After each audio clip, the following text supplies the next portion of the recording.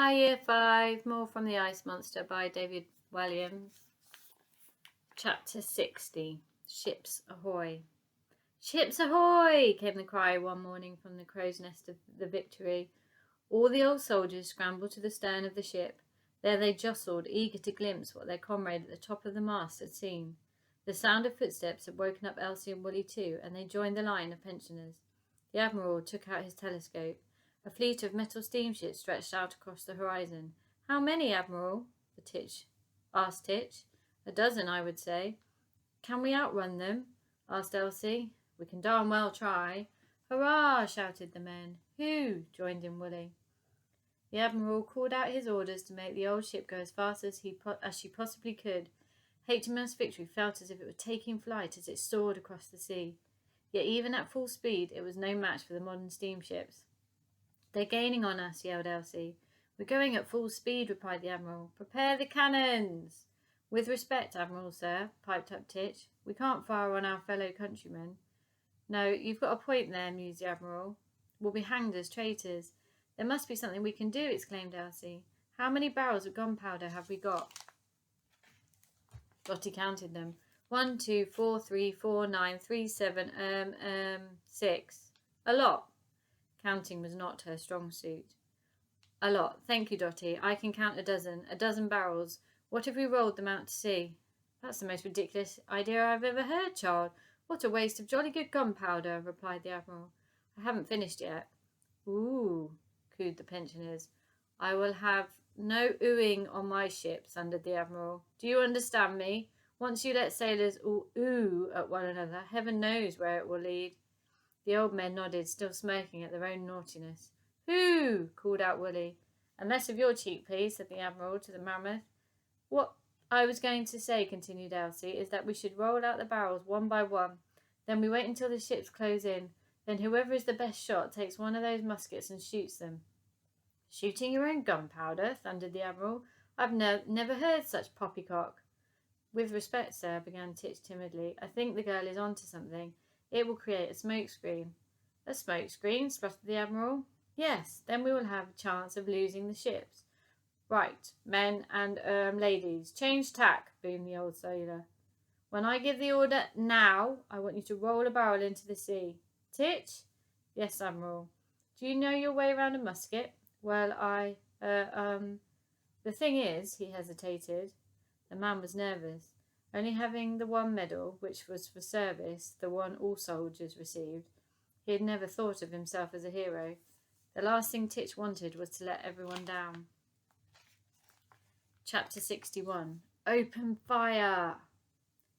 "Good," replied the Admiral. As usual, he hadn't been listening.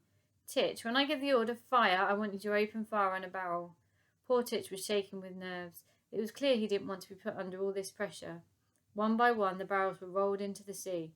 Roll, plop, roll, plop, roll, plop. Soon there were a dozen barrels of gunpowder bobbing around in the water as the British naval fleet approached. "Titch, are you ready?" asked the Admiral. The poor private was struggling, trying to ram the gunpowder down the antique musket. "One moment, sir." Dotty tried to help by passing him the shot. "I can do it," he snapped. "Titch!" called out the Admiral. "Ready, sir." Titch raised the musket. "Fire!" The private took a deep breath. This was his moment to prove them all wrong, to prove that he could be a hero after all. Trembling, he did something he'd never done before in all of his years as a soldier. He pulled the trigger. Click! Nothing happened. "Sorry, sir, I'm half-cocked." "Fire!" Bang! The force of the blast threw Titch off his aim. Instead of the shot firing across the sea towards the barrel, it skimmed over Willie's head, parting her fur. "Hoo!" before blasting a huge hole in one of HMS Victory's sails. "You ruddy fool," raged the Admiral. "I'll have you court-martialed for this." "I'm useless," said Titch, bowing his head in defeat. "Give that musket to me, Private," ordered the Admiral. "Let him have another go," pleaded Dotty. "Are we at the fun fair?" asked the Brigadier. "I had me chance and I blew it," Titch wailed in despair. "No, Titch," piped up Elsie. "You can do it. I know you can." She turned to the Admiral. "Please." The Admiral had a soft spot for the girl. "All right then," he huffed, "but there are a dozen barrels and only a dozen cartridges. If he fails, that's it." No pressure, my love, added Dotty somewhat unhelpfully. The Admiral let out a long sigh. Fire at will, Private. Titch loaded the musket and aimed. He took a deep breath, closed his eyes, and fired. Bang! The shot skimmed across the sea. Kaboom! The barrel of gunpowder exploded. A thick cloud of black smoke appeared. Hurrah! Shouted the old soldiers on the deck of HMS Victory. Hoo! Hooted the Mammoth.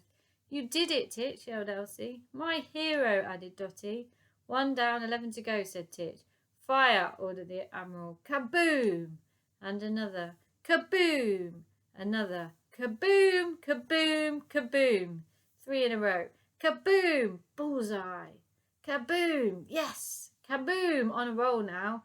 Kaboom! Easy! Kaboom! Final one. Kaboom!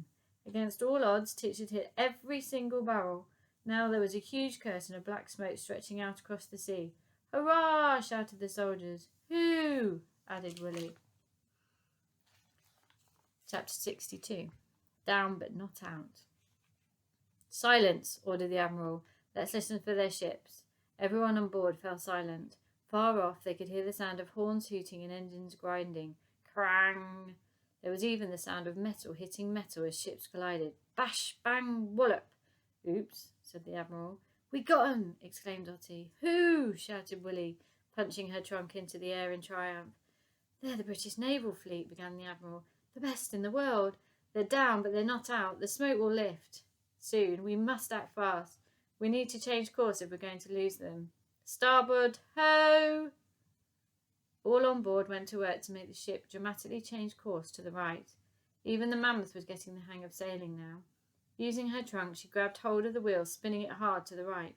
The ship leaned the other way so fast that the old soldiers tumbled over. Willie fell on top of the Admiral. Hoo! Dumph! Oof! Cried the Admiral. Get this giant furball off me!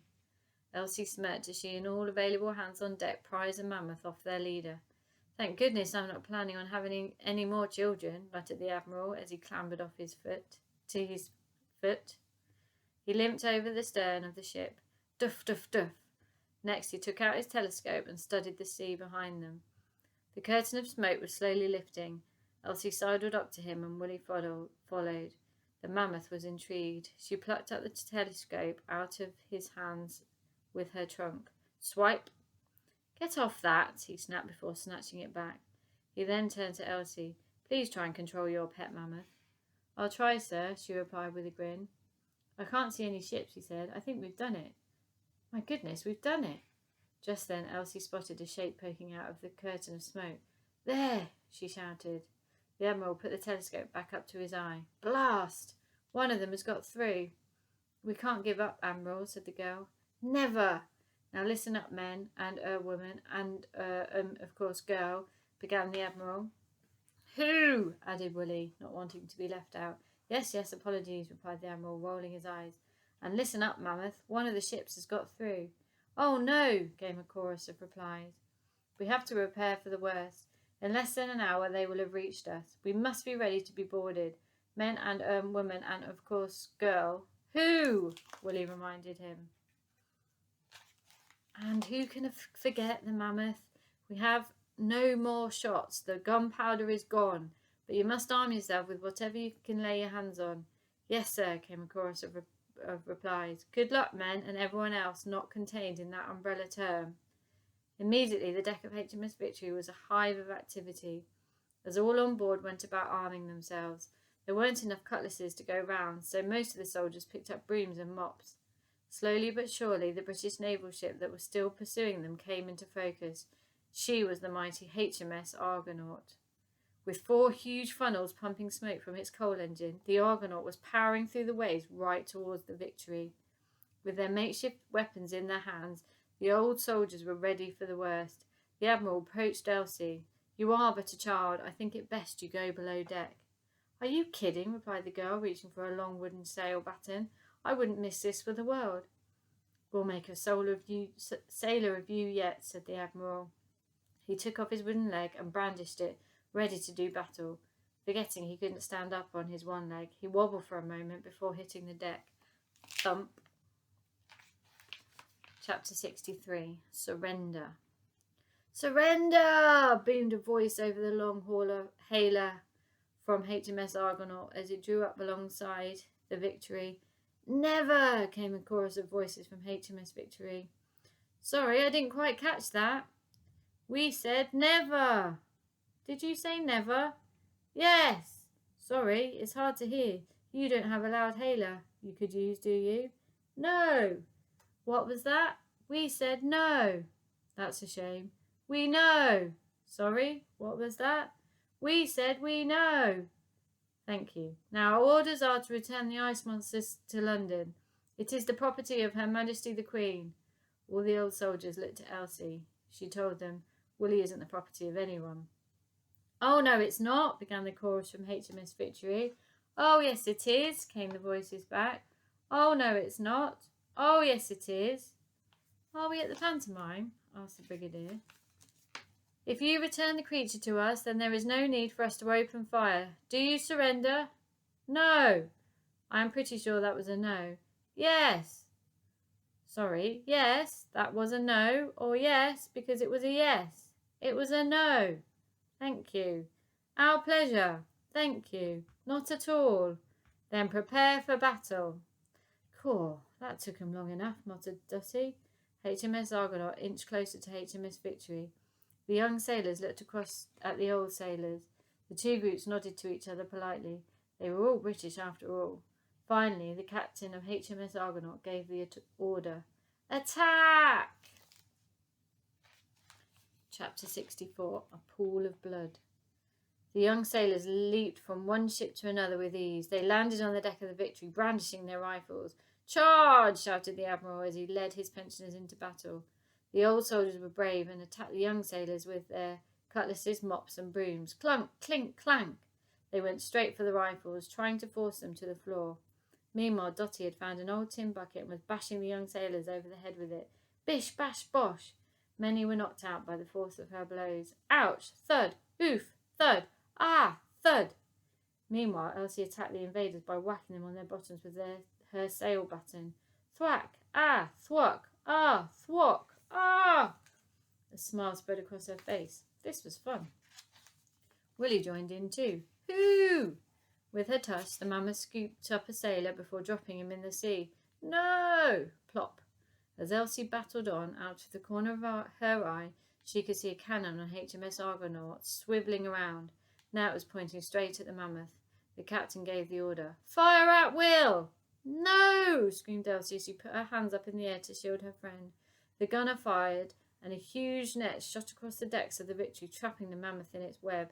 Hoo! Roared Willie. The poor thing was distressed and began bucking and thrashing around. Hoo!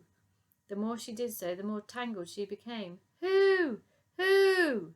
Willie! Willie! Cried the girl, trying to calm the creature down to no avail. The mammoth lurched across the deck, bashing into people and things. Hoo! She swung round and knocked a sailor to the floor. Doof! Ah! Another was trodden on by a giant prehistoric foot. Boof! Ouch! A third sailor became tangled in the net and was dragged across the deck. Help! Still clutching his rifle, the sailor's fingers snagged on the trigger. A shot rang out. Bang! All was quiet and still on board the Victory. Willie was quiet and still too. She stopped thrashing around and stood motionless for a moment before she keeled over and landed with a deafening thud. A pool of blood spread across the deck. Willie! No! Screamed Elsie.